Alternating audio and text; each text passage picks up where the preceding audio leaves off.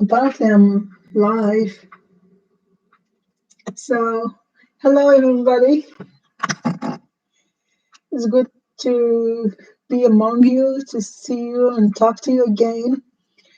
Um, as I said in my introduction, I've talked about the curious life of curious lives of human cadavers, and which I thought it was very interesting to share and talk about. And I presented some views for discussion, some chapters, presented topics for discussion, presented my own opinions about certain topics, and opened the ground, the floor for discussion. Uh,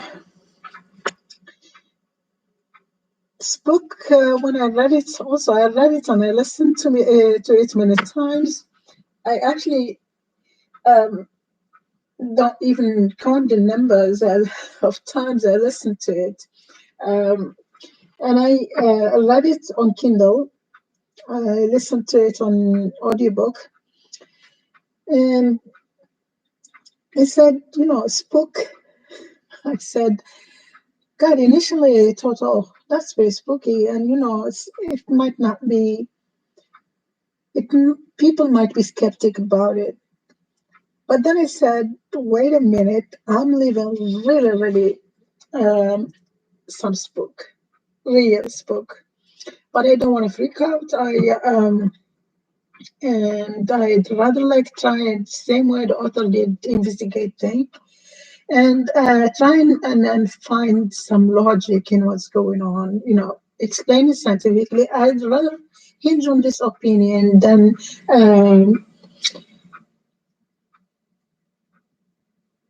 side up with the other side that deprive me of all authority or on what's going on. So let's talk about Spook. The other things I'll share with you later. I don't want to spook you off. Let's talk about the book. Um, I'll start with talking by talking about what Mary Roach herself has written. She talked about her Catholic upbringing, and she was read the Bible at bedtime, raised to believe stories about miracles, Jesus walking on stormy seas, the raising of Lazarus, miracles, big question marks. And that's how the book makes you feel about science. For her, she said it in her own term, was a gut to her. It allows for changing opinions and research and allows us to have some grasp on what's around us. We can control our conditions and have a say in what's going on. So science went, what's been stated in the book, went from bloodletting, which is the truth, bloodletting, humoral theories, goose droppings for pharmacology, to hormonal therapy that fell out of favor just to allow for some other groundbreaking therapies and other theories that are more helpful. Flawed as it is, science remains the most solid gut to me, she said. So, what does it have to offer about life after death? Should there be one? Or what it is, what the life that we franchise or go to after death? Science is what tells you that the essence of personality is no more than behavioral manifestations of a vast range of neural networking and their associated molecules, to paraphrase Francis Crick, the co-discoverer of DNA molecules. Was he was he actually speaking the scientific language of absolutes, or was it another fringe science statement? She wanted proof. Scientific evidence, and same way I want proof. Scientific evidence-based knowledge provides solace, comfort. The gravity that grounds her in reality, the gravity she found about as a child and had all fears of floating away in the space disappear. What happens when we die? Can anybody give her the answer?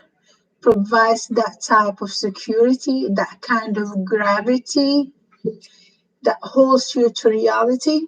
She promised that her book would not be anecdotal, nor will it be a debunking one.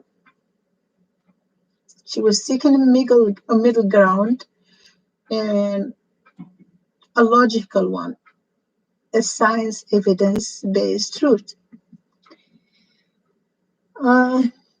She does not have any hidden agenda, she said. She admits that her book would be for those people who believe or want to believe that there is an afterlife or after death. She, however, starts with a pontifical anecdote about Paul VI passing away when his beloved alarm clock went off at the very time he died. The alarm usually rang at a different time because that's the time it was usually set at. There were many explanations for the events.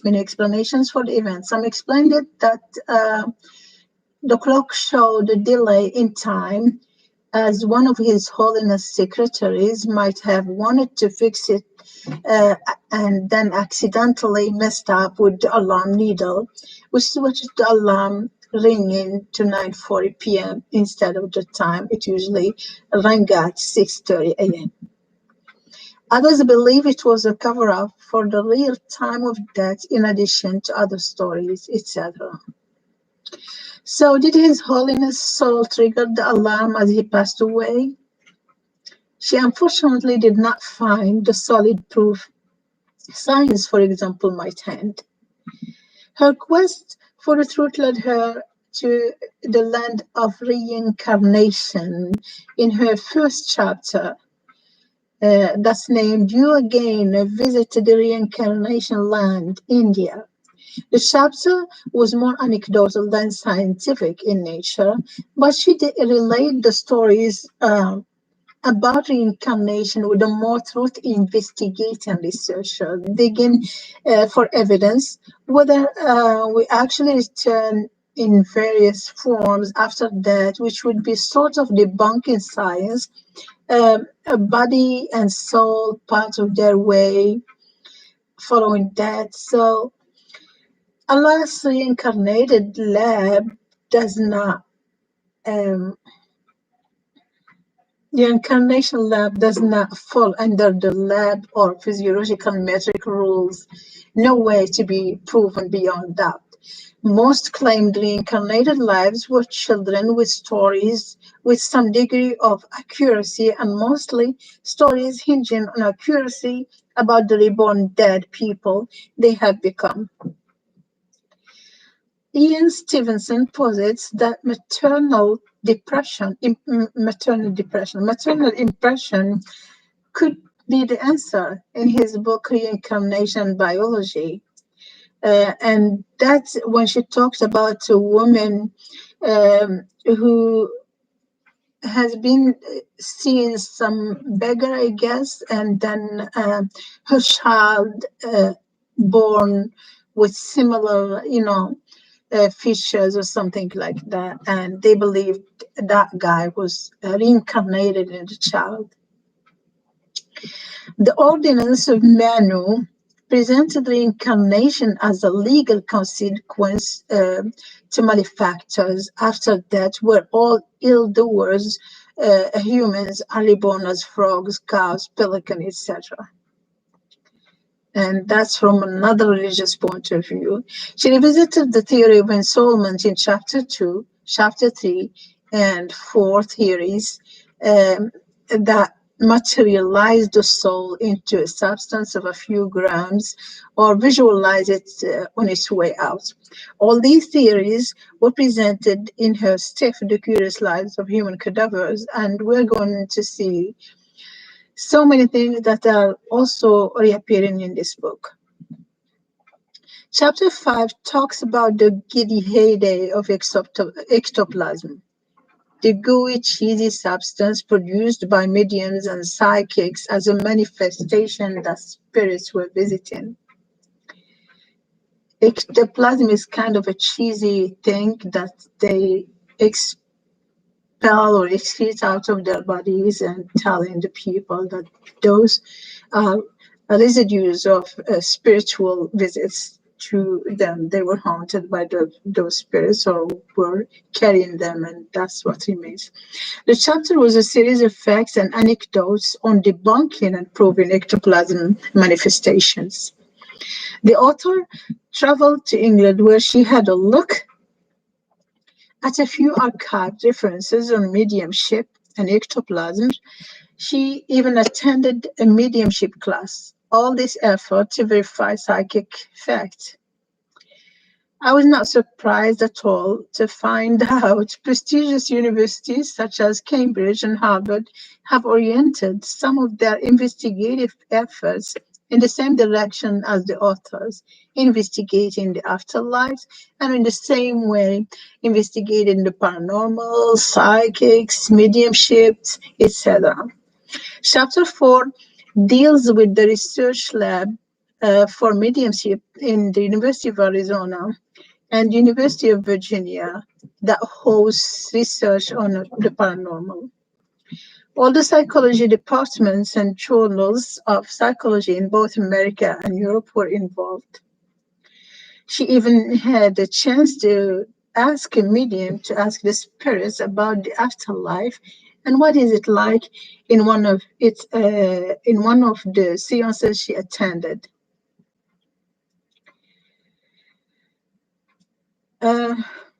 Some of these seances were held in the presence of university researchers, such as the ones that were run in the University of Arizona, where the audience had to ask questions through mediums, and the answers were collected as a data for research.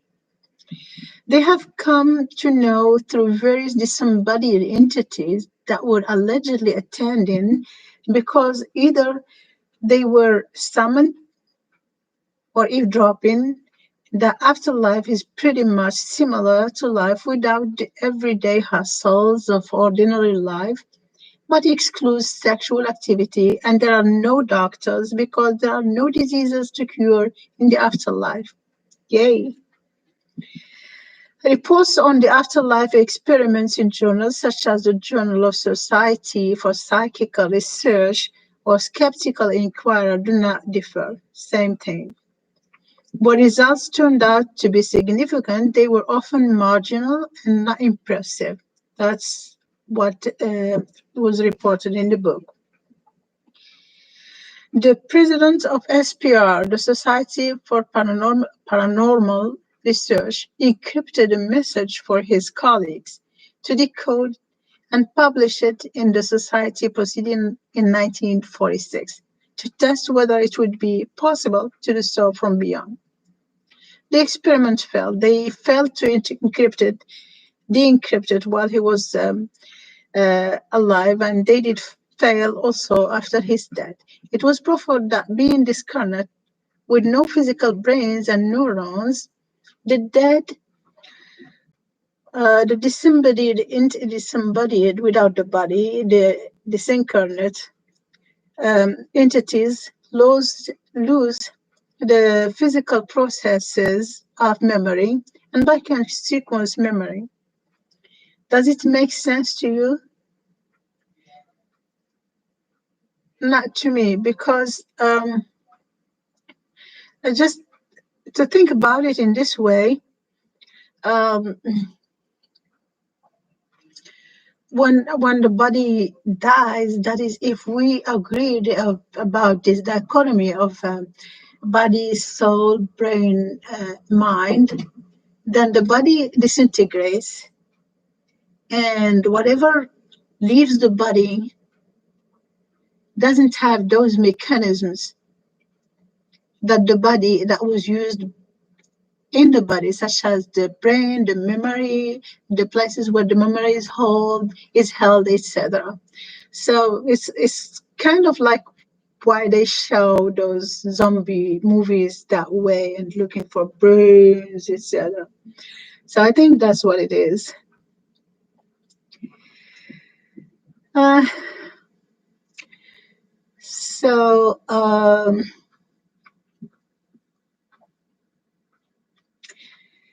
in chapter 7, the readers find out that there was or still is a college for the advancement of psychic sciences that was founded in 1964. And Mary Roach signed up for the fundamentals of mediumship class, where she came to the resolution that mediums do not intentionally try to dupe others, but they actually do believe they are in contact with the paranormal. Cases of fraud led people and researchers to look up for direct communication with the paranormal. Disembodied voices and even images can cross seas via radio transmission and television and even phones. It's true those voices represent living people, but still they are disembodied. You don't talk to somebody via the phone and they are there near you. They're somewhere, sometimes across seas, sometimes nearby, sometimes you still hear their voices. The voice travels through those wires and through the air, the ethers, and you communicate that way. So it wouldn't be that hard to believe in the paranormal, would it? If we accept those things as daily things of our lives. Chapter 8, that is how we learn about the EVP, the electronic voice phenomena. As we are moved smoothly from mediumship seances to electronic voice phenomena, voices you did not record but manifest as you play or replay a recording. For example, you are in the forest recording voices of birds, or you are bird watching and videotaping the scenery and birds, and then when you replay it, you hear something else. Or you're just recording the same way I'm recording this, and then you are talking, and then you replay it another time, and you find other things that you did not record out there. So this is what they refer to as electronic voice phenomena. To verify the existence of such phenomena, she visited the Donner Camp in California,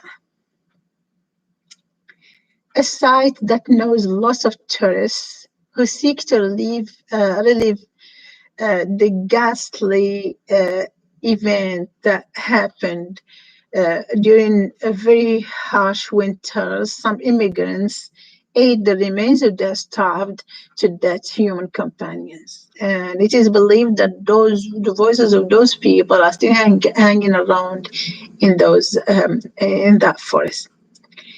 The Swedish opera singer Fredrik Jurgensen recorded a male voice singing in Italian, and prior to that, a male voice covered a titmouse singing, saying something about birds singing at night.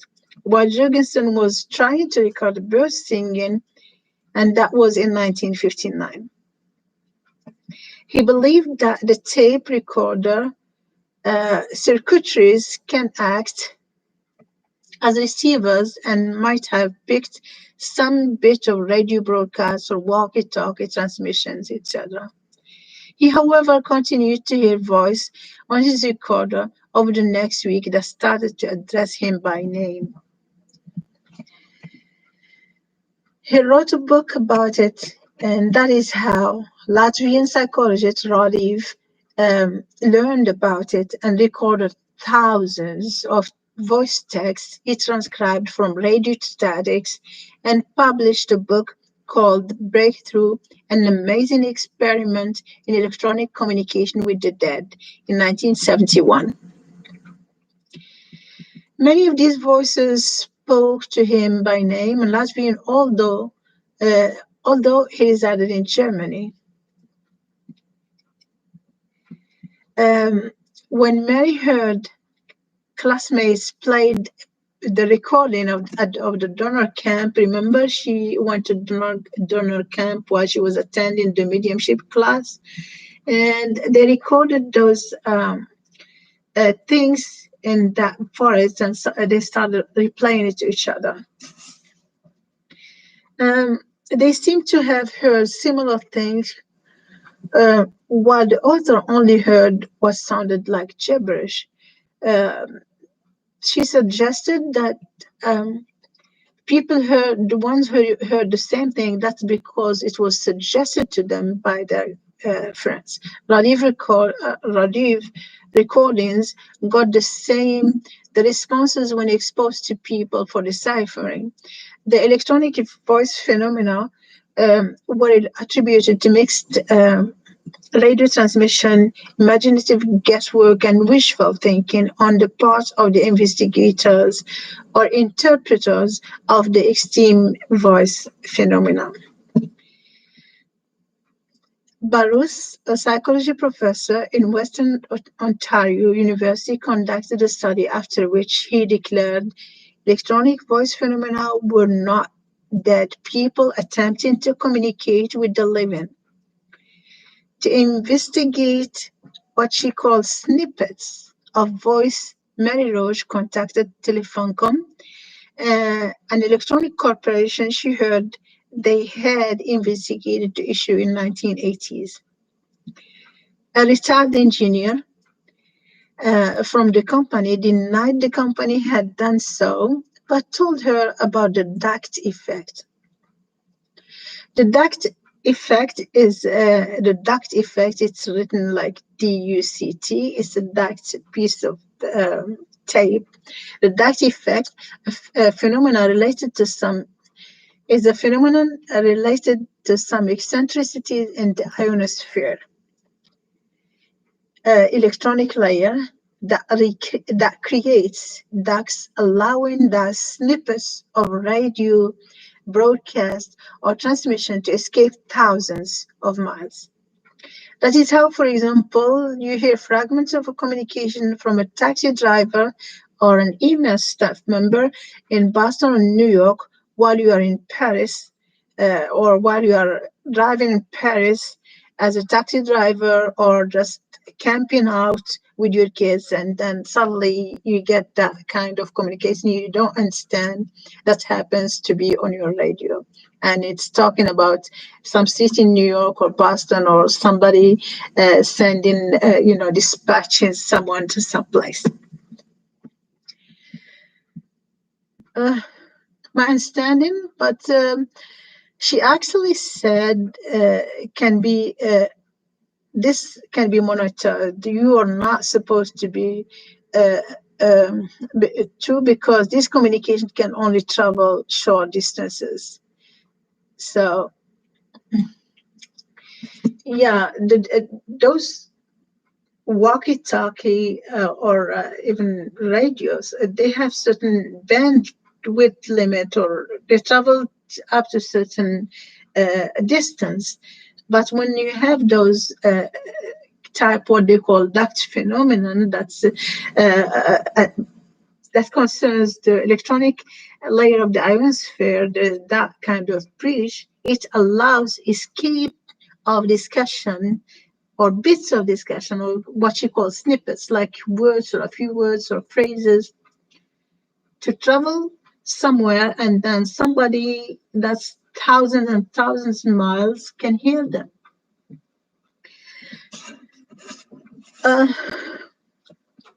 She then found out that all electronic broadcasting can serve as a paranormal communications kind of comparison. in that way, She learned that a German woman thought her oven was talking to her whenever she opened the door of the oven. And the man in the same neighborhood reported that his heating system spoke to him at night. Now, let me introduce this between brackets. I'll be talking about it in short. A while ago, I posted on Facebook a picture of my microwave with some message written on the screen,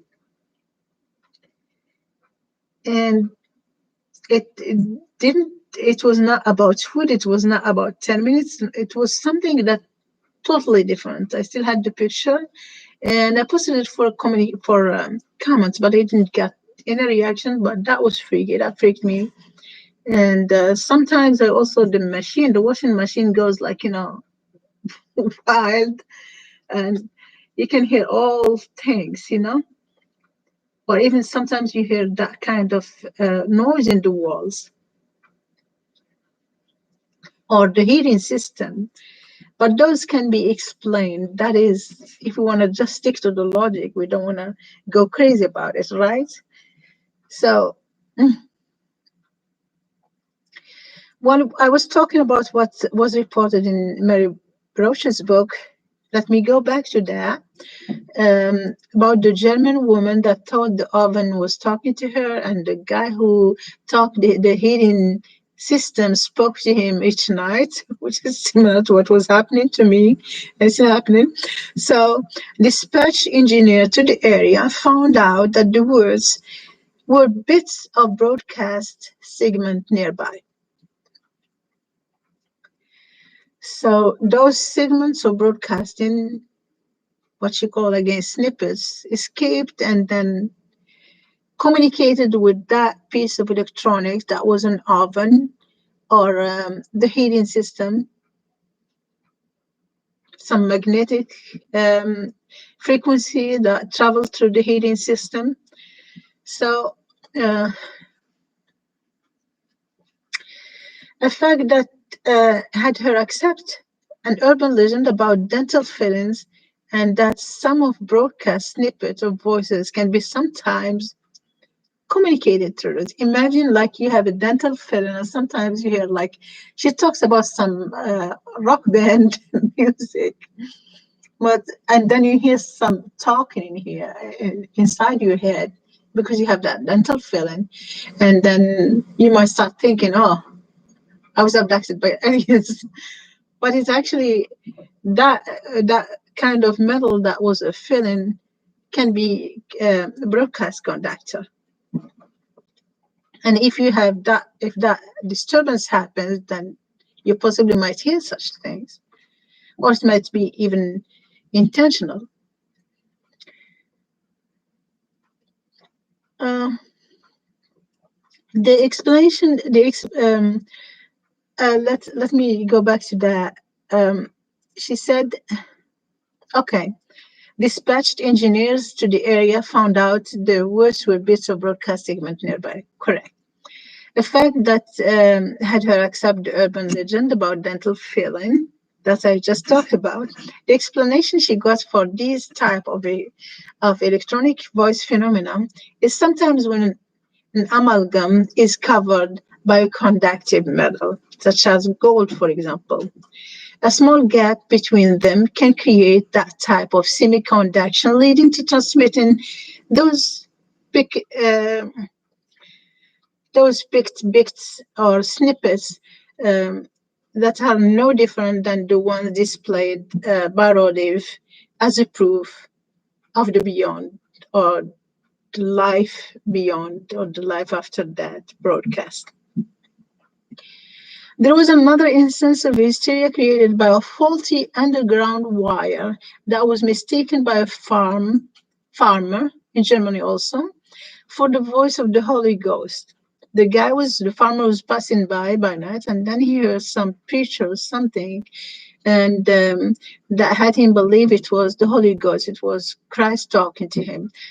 The holy semiconductor communication was cut by an earthing and pulling a wire out from the ground. That was just a wire that was exposed, and those snippets or those sparks uh, mixed together and then picked the communication that he heard and had him believe that the Holy Spirit was talking to him.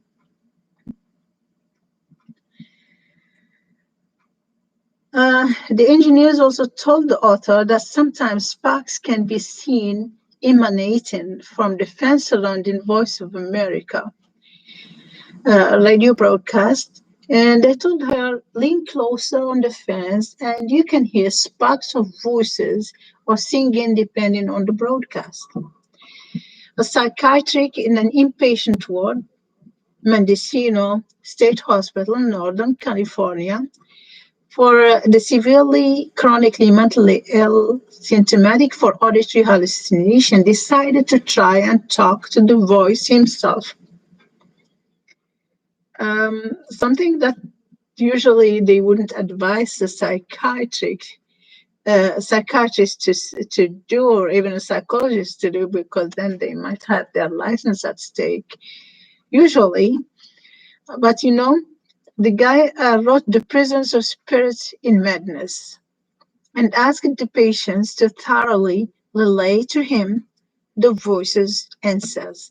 He sat there with people who are having auditory hallucinations, or who are, according to who you're talking to, or who are hearing those voices or communications with spirits, would they relate spirits, and then ask the patient instead, like we usually, it's usually common, you interview the patient and then report the answers, then examine them, and then that helps you make a diagnosis or help them or try to find what to do to help them.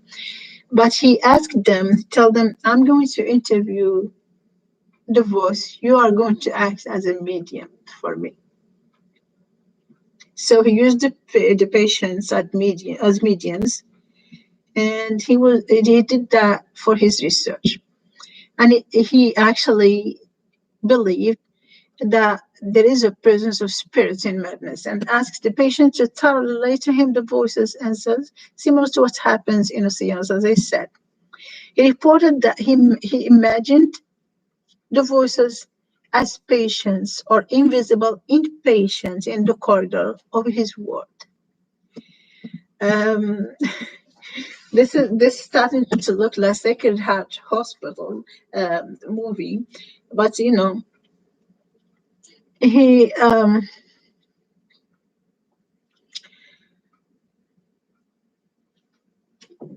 he believed his patients' theories, and he believes that there were spirits that are causing them madness or causing them to that kind of distress. After the clinical interview with the voices he conducted, the voices were indeed not hallucinations. That's what he concluded, but inhabitants of a different order. Did the psychologist mean beings from an alternate world, or a different order that follows death, or that follows life on this earth? The author said that Dr. Van Dusen was a follower of Swedenborg. Van Dusen is the guy that did that kind of interview with the voices. And she said that he was a follower of Swedenborg, a scientist who began having visions, what psychiatry calls hallucinations, at his 40s. He saw the heaven of the afterlife as peopled by wingless angels and demons who were once mortal humans. It means like after we die, our spirits become demons or angels, become angels or demons or angels. but no longer the mortal humans. Van Dusen divided the voices he interviewed into similar categories.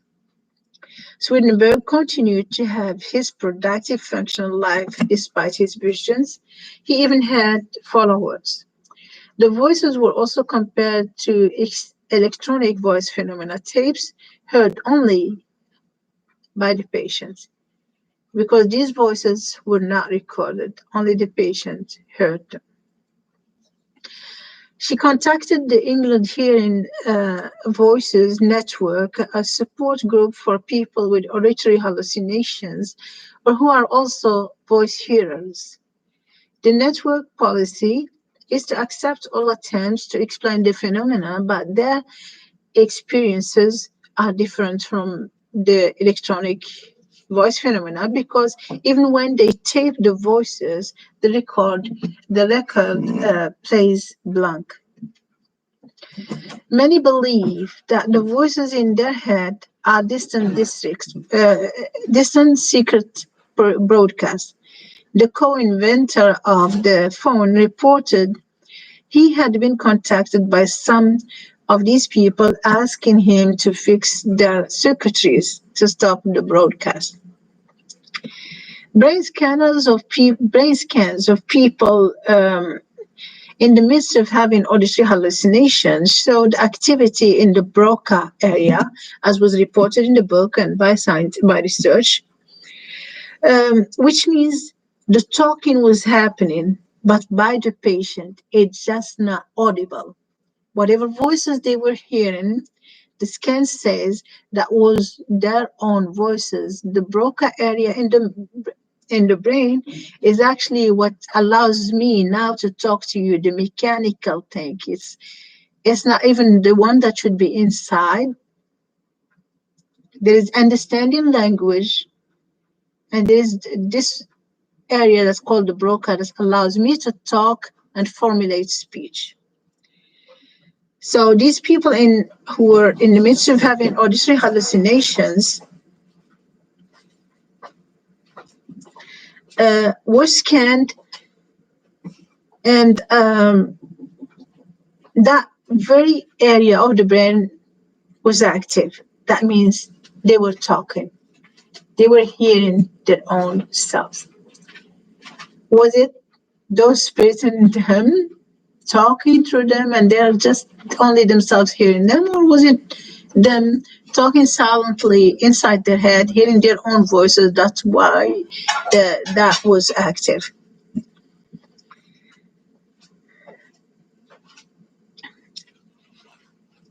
Psychics have now upgraded their game. They're using electronic gadgetry. Modern electronic gadgetry hinges on the paranormal somehow, right?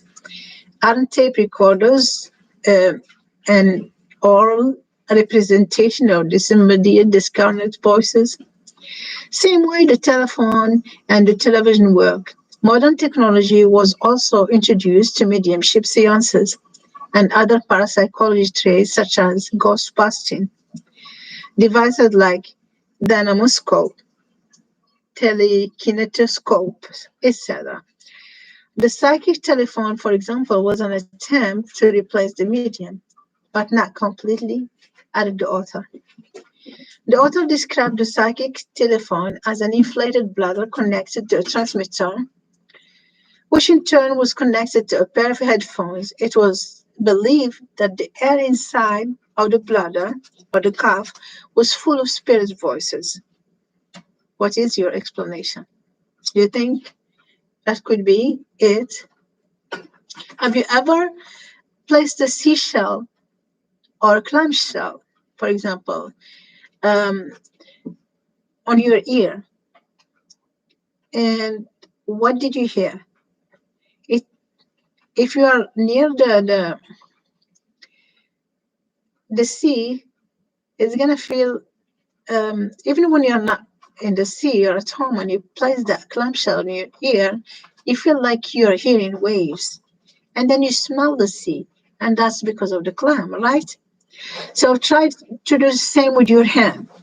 Place your hand, cup your ear, place your cupped hand on your ear in a completely silent room or area, you will get the same effects minus that typical seashore smell unless you are nearby. Mary Roach said that the human mind is also adept at turning nothing into intelligible sounds. I say the human mind is known for turning all sound into familiar, intelligible sounds. People at those types of seances were asked to transcribe what they heard. None of them agreed on an exact configuration, except when suggesting to each other what to hear. I heard this and that, didn't you? Here is a quote from Spook. People in Ghostbusting group posit that the reason humans can see or hear the dead is that they exist in an and communicate in the far extremes of auditory and visual spectrums. Light waves we can't see, and sounds we can't hear. They use infrared rays, Ghostbusters. They use infrared rays and bad detectors. She contacted the Belfry bad detector company to confirm or refute the fact, but they said they could neither corroborate or refute the fact, since not only bats emit ultrasound, but all types of rodents, insects, TV sets, and car brake emit ultrasound as well. ELF, or extreme low frequency, and electromagnetic frequency, background radiation such as in microwave and electromagnetic frequency measurement devices. So remember I told you something about my microwave? It seems like those kind of electromagnetic frequency measurement devices can do such things or can be monitored or controlled to do such things. If somebody want to drive you crazy, they might do such things intentionally, should they have the means, right? The author of Spook believes that the prime days of spiritualism and psychic coincided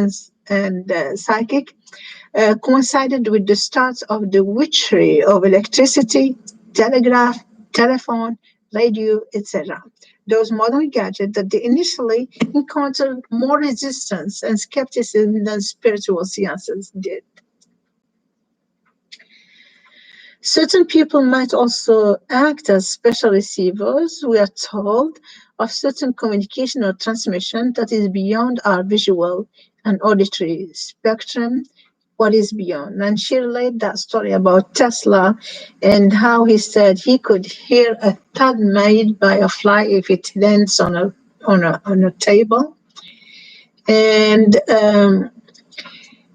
somebody, she said, turned his antenna toward the paranormal. And as his mother was passing by, he spent all the night by her deathbed in an attempt to see if he's going to feel her soul leaving. But he didn't, but he had a dream about some angel visiting him, which doesn't explain anything and not comparable to seeing a soul leaving the body. In other words, he failed. His antenna was not that great at detecting souls, I guess. The author of Spook believes the prime days of spiritualism, I just talked about that. Certain people might also act as special receivers. We have just said that. Watson, who together with Alexander Graham Bell invented the telephone, believed that mediums were able to turn bodily radiations into mechanical forces the same way the telegraph transforms pulses of electricity into audible Morse code. The great inventors of our modern era, such as Edison and Graham Bell, believed that life does not end by death, but traveled like wireless impulses through the ethers to other realms. Hence the legends that, some of them just like when you say, if somebody like asks, or you see those kids on TV or even real life, or people say, asking their relatives, where did dad go, or where did aunt go, and they tell them she went to the skies, she went to ethers, through the ethers. They might not be lying. So that's what it is said here. But some people do not traverse, do not cross, remain scattered in the air. And according to the myths, they are critical, however, of mediums, for why would the dead waste their time playing Morse code on medium seances? And those, we're talking about those great inventors such as Edison and Graham Bell. Thomas Edison reveals to the media that he was working on a megaphone that would enable the dead to communicate with the living. He believed that the human beings are made of extremely small units that persist after that, but eventually move into another being or another thing. He died before his megaphone becomes a reality.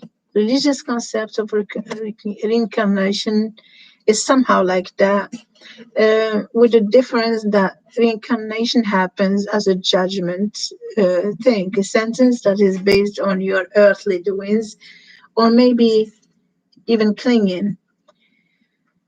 The psychophone, as searched and described by Mary Roach, it seems like it's different from the psychic phone, the early precursor of the two-day subliminal self-development tape.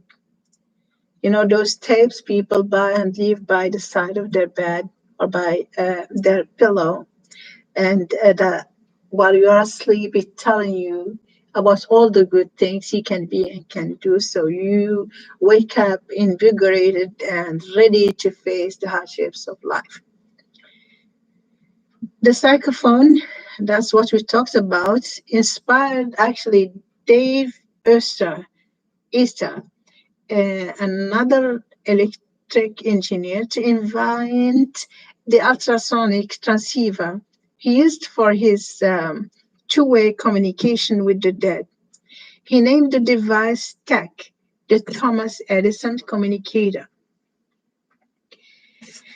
Unconscious delusion, that was the answer she got from an expert when she did not know whether to believe recordings that are attributed to dead people like Shakespearean actors and many others, and like those phenomena that was recorded.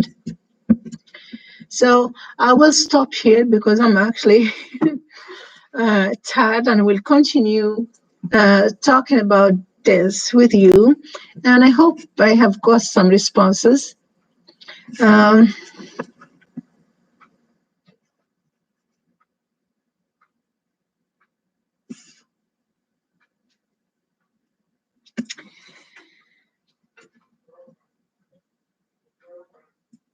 So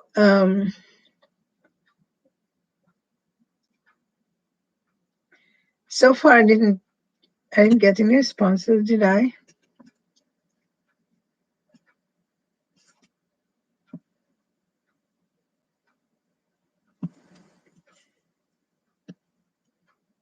Okay.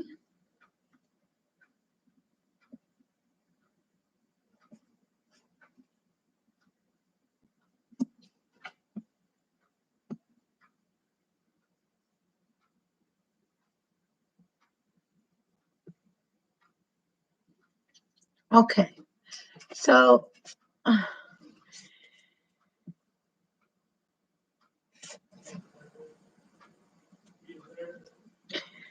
I think I'll stop here, and please do not hesitate to post your comments and subscribe. So I could also follow you and see what you have, because I know people who actually watch YouTube are most people mostly people who also post on YouTube. So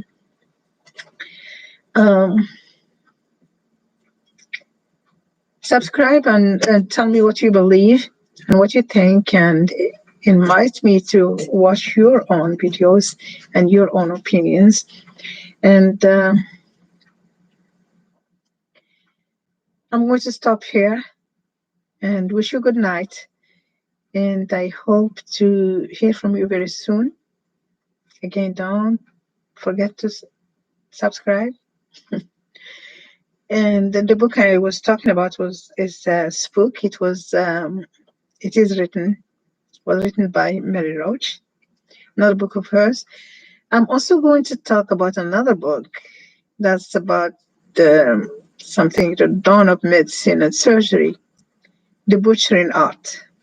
This is quite funny, not quite funny, quite informative, and also it's the way it's read, and I like it. And we'll talk about that later, but for the moment, what I want you to do is just compare what I just talked about. And if you know certain things like that's happening in your place, in neighborhood, or in your town, or in your country, how do you address those things? And there's a long chunk of talking about reincarnation. And if somebody from countries like that, I want to hear from you personally, because I would want to know what you actually believe. Um, as a child, I grew up that when people die and you see a bird or something, they say that's the soul of the dead person still hovering around. And we usually would just be very respectful of that bird.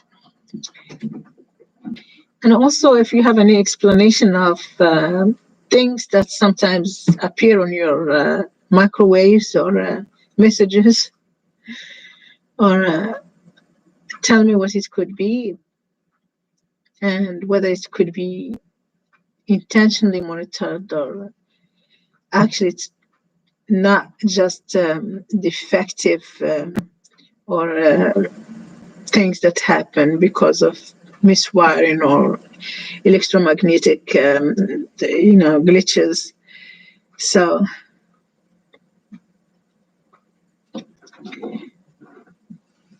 bye.